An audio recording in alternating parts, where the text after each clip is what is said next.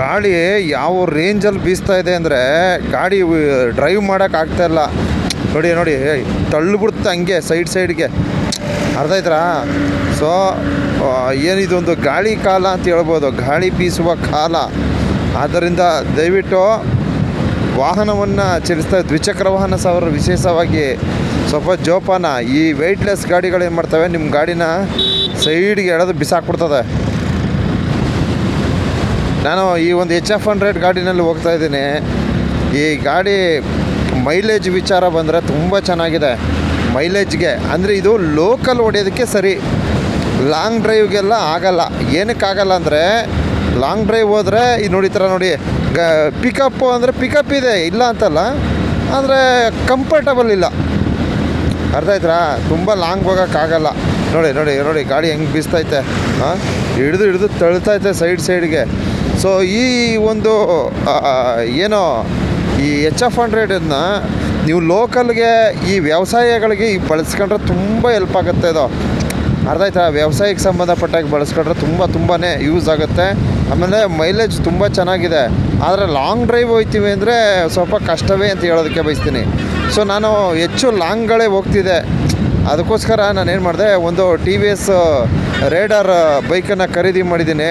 So ಅದರಲ್ಲಿ ಒಂದು ಬೇಜಾರೇನಪ್ಪ ಅಂದರೆ ಹಿಂಗೆ ಬಕ್ಕಂಡು ಗೂನು ಬೆನ್ನು ಬಿಟ್ಕೊಂಡು ಕೂತ್ಕೋಬೇಕು, ಅದೊಂದು ಭಾಳ ಬೇಜಾರಿದೆ, ಅಸಮಾಧಾನ ಅಂತ ಹೇಳ್ಬೋದು. ಸೊ ಅದಕ್ಕೆ ನಾನು ಪರ್ಯಾಯ ಹುಡ್ಕೋದಕ್ಕೆ ನೋಡಿದೆ. ಸೊ ಅದಕ್ಕೊಂದು ಪರ್ಯಾಯ ಅಂತೂ ಸಿಕ್ತು. ಏನು ಹ್ಯಾಂಡ್ಲ್ ಇದೆಯಲ್ಲ ಅದನ್ನ ಸ್ವಲ್ಪ ಬೆಂಡ್ ಮಾಡಿಬಿಟ್ರೆ ಬಗ್ಗದು ತಪ್ಪಾಯ್ತದೆ. ಅದನ್ನು ನಾನು ಮುಂದಿನ ಬಾರಿ ನಾನು ವಿಡಿಯೋ ಮೂಲಕ ಹಾಗೆ ಏನು ಈ ಒಂದು TVS ರೈಡರ್ ಬೈಕ್ ಯಾವ ರೀತಿ ಇದೆ, ಅದರ ಒಂದು ಪ್ರಯೋಜನ ಯಾವ ರೀತಿ ಇದೆ ಅನ್ನೋದ್ರ ಬಗ್ಗೆ ನಾನು ಮತ್ತಷ್ಟು ವಿಡಿಯೋ ವೀಕ್ಷಣೆಯನ್ನು ತೋರ್ಪಡಿಸ್ತೀನಿ. ಆದರೆ ಈ ಲೋಕಲ್ ಗಾಡಿಗೆ ಅಂತಂತಂದ ನೀವು ನೋಡ್ರಿ ಎಲ್ಲಿ ಬಂತು ತಳ್ಳಿಬಿಡ್ತದೆ ಗುರು, ಹುಷಾರಾಗಿರ್ಬೇಕು. ಹಂಗೆ ಎಳೆದು ಸೈಡ್ಗೆ ಹಾಕ್ಬಿಡ್ತತೆಗೆ, ಅರ್ಥ ಆಯ್ತಾ? ಗಾಳಿ ಆ ರೀತಿ ಬೀಸ್ತೈತೆ, ಅರ್ಥ ಆಯ್ತಾ? ನಿಮ್ಮ ಕ್ಯಾಮ್ರಾದಲ್ಲಿ ಯಾವ ರೀತಿ ಕಾಣಿಸ್ತಿದೆ ಗೊತ್ತಿಲ್ಲ. ನನ್ನ ಗಾಡಿನ ಆಚೀಚರೆ ಎಳೆದು ಬಿಟ್ಬಿಡ್ತದೆ ಗಾಡಿನ. ಆದರೆ ನಾನು ತುಂಬ ಸ್ಲೋಲಿದ್ದೀನಿ ನೋಡಿ, 40ರಲ್ಲಿದ್ದೀನಿ, 40 ದಾಟಲ್ಲ ನಾನು. ಯಾಕಂದರೆ ಈ ಗಾಳಿ ಹೆಚ್ಚಾದಂಥ ಸಂದರ್ಭದಲ್ಲಿ ನಾವು ಹೆವಿ ವೇಗವನ್ನು ಅನುಸರಿಸೋಕೆ ಹೋಗಬಾರ್ದು. ಯಾಕಂದರೆ ಸೈಡಿಗೆ ಎಳೆದು ಬಿಸಾಕ್ಬಿಟ್ರೆ ಏನು ಮಾಡೋದು ಅಲ್ವಾ? ನಮ್ಮ ಒಂದು ಮುಂಜಾಗ್ರತೆ ಕ್ರಮವನ್ನು ನಾವು ಅನುಸರಿಸಿದರೆ ಒಳಿತು ಅಂತಕ್ಕಂಥ ಒಂದು ಸಂದೇಶವನ್ನು ನೀಡ್ತಾ ಇದ್ದೀನಿ. ಜೊತೆಗೆ ತಾವು ಸಹ ಈ ಗಾಳಿ ಕಾಲದಲ್ಲಿ ಈ ವೆಯ್ಟ್ಲೆಸ್ ಗಾಡಿಗಳಲ್ಲಿ ನೀವು ತುಂಬ ಲಾಂಗ್ ಜರ್ನಿ ಮಾಡಬೇಡಿ, ಇದೊಂದು ನಾನು ಹೇಳೋದಕ್ಕೆ ಬಯಸ್ತೀನಿ.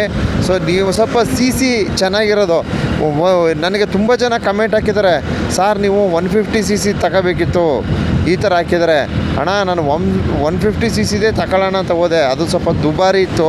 ಹಾಗೆ ಯುನಿಕಾನ್ಗೆ ಟ್ರೈ ಮಾಡೋಣ ಅಂತ ಹೋದೆ, ಸ್ವಲ್ಪ ದುಬಾರಿ ಇತ್ತು. ಆಮೇಲೆ ಮತ್ತೊಂದು ವಿಚಾರ ಏನಪ್ಪ ಅಂದರೆ ಅದಕ್ಕೆ ಪೆಟ್ರೋಲ್ ದಣಿಸೋಷ್ಟು ನನಗೆ ಸಾಮರ್ಥ್ಯ ಕಮ್ಮಿನೇ, ಅರ್ಥ ಆಯ್ತಾ? ಅಷ್ಟೊಂದು ಪೆಟ್ರೋಲ್ ಹಾಕಿ ಮೇಂಟೈನ್ ಮಾಡೋಕ್ಕಾಗಲ್ಲ. ನನಗೆ ಸ್ವಲ್ಪ ಮೈಲೇಜು ಬೇಕು, CCನೂ ಜಾಸ್ತಿ ಇರಬೇಕು, ಆ ರೀತಿ ಆಲೋಚನೆ ಮಾಡಿದೆ.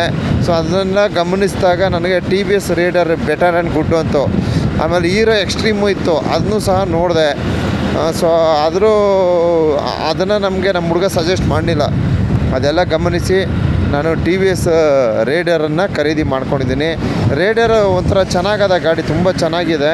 ಬಟ್ ಆದರೆ ಒಂದು ಸ್ವಲ್ಪ ಹಿಂಗೆ ಬಗ್ಬೇಕು, ಸ್ವಲ್ಪ ಬೆನ್ನ ಹಿಂಗೆ ಬೆಂಡ್ ಮಾಡ್ಕೊಂಡು ಕೂತ್ಕೋಬೇಕು, ಅದೆಲ್ಲ ನಮ್ಗೆ ಇಷ್ಟ ಆಗೋಲ್ಲ. ನಮಗೇನೋ ಕಂಫರ್ಟಬಲಾಗಿ ಕೂತ್ಕೋಬೇಕು.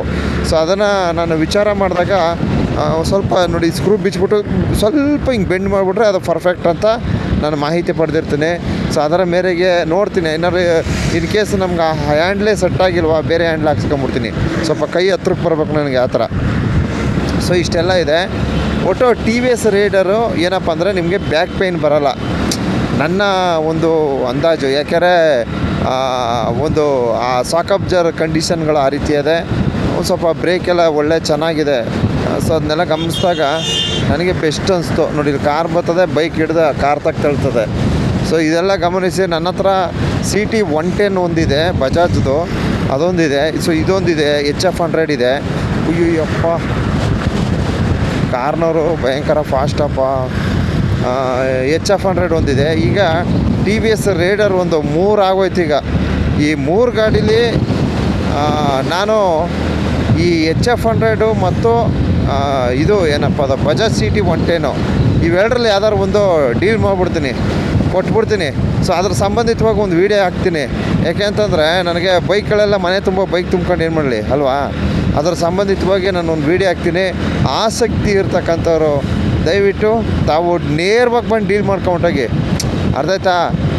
ಈ ಮಧ್ಯವರ್ತಿಗಳು ಬೇಡ. ಯಾಕಂದರೆ ಏನಕ್ಕೆ ಬೇಡ ಅಂತೀನಿ, ಸೊ ಅದು ನಮಗೆ ತುಂಬ ಚೀಪಾಗಿ ಕೇಳ್ತಾರೆ ಗಾಡಿನ.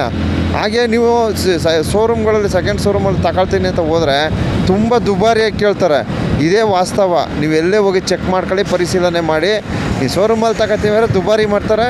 ಆಮೇಲೆ ಆದರೆ ಅವ್ರಿಗೂ ಸಿಕ್ಕಬೇಕಲ್ಲ, ಅವ್ರಿಗೂ ವ್ಯವಹಾರ ಅಂತಕ್ಕಂಥದ್ದು ಆಗಲೇಬೇಕಲ್ಲಪ್ಪ. ಸೊ ಅದನ್ನೆಲ್ಲ ಗಮನಿಸಿ ದಯವಿಟ್ಟು ನೀವು ಬಂದು ಡೈರೆಕ್ಟಾಗಿ ವ್ಯವಹಾರ ಮಾಡ್ಕೊಂಡೋಗಿ, ಅರ್ಥ ಆಯ್ತಾ. ನಾನು ಒಂದು ದೂರವಾಣಿ ಸಂಖ್ಯೆ ಹಾಕಿ ವೀಡಿಯೋ ಪ್ಲೇ ಮಾಡ್ತೀನಿ. ಸೊ ಅದರ ಮೇರೆಗೆ ತಾವು ಬಂದು ಏನು ಒಂದು HF100 ತಪ್ಪರೆ CT 110 ಎರಡರಲ್ಲಿ ಯಾವ್ದಾದ್ರು ಒಂದು ನಿಮ್ಮ ಇಷ್ಟ ಬಂದದ್ದು ಆಯ್ಕೆ ಮಾಡ್ಕೊಂಡು ಹೋಗಿ, ಅರ್ಥ ಆಯ್ತಾ. ನನಗೆ ಯಾವ್ದು ಮನೆ ತುಂಬ ಗಾಡಿ ತುಂಬ್ಕೊಂಡು ನಾನೇನು ಮಾಡಲಿ ಅಲ್ವಾ, ಇಷ್ಟು ಹೇಳ್ತಾ ಇದ್ದೀನಿ. ಸೊ ದಯವಿಟ್ಟು ಗಾಳಿ ಬೀಸುವ ಕಾಲ ಇದು. ಆದ್ದರಿಂದ ದಯವಿಟ್ಟು ನೀವು ಡ್ರೈವಿಂಗ್ ಮಾಡಬೇಕಾದ್ರೆ ಜೋಪಾನ ನೋಡ್ಕೊಬನ್ನಿ, ಹುಷಾರಾಗಿ ಬನ್ನಿ, ಜೋಪಾನಾಗಿ ಬನ್ನಿ. ಇಷ್ಟು ಹೇಳ್ತಾ ಇದ್ದೀನಿ. ಧನ್ಯವಾದಗಳು.